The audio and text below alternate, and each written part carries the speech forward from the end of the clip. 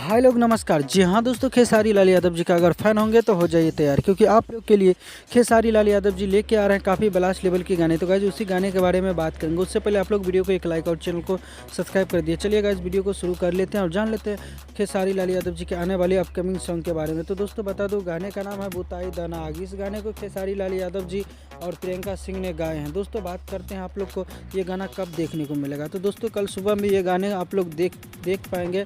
जी हाँ दोस्तों, SR के म्यूजिक के द्वारा। तो गाना काफ़ी लाजवाब का है।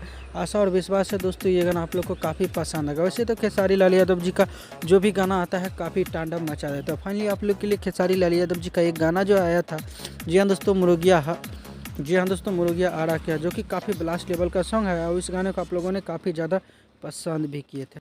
तो मिलते हैं फिर से नए वीडियो के साथ। तब तक के लिए अपना ख्याल रखिएगा और देखते रहिएगा Bhojpuri chip official YouTube channel. मिलते हैं नए वीडियो के साथ, तब तक के लिए bye bye, take care, love you all. अपना ख्याल रखिएगा। धन्यवाद दोस्तों।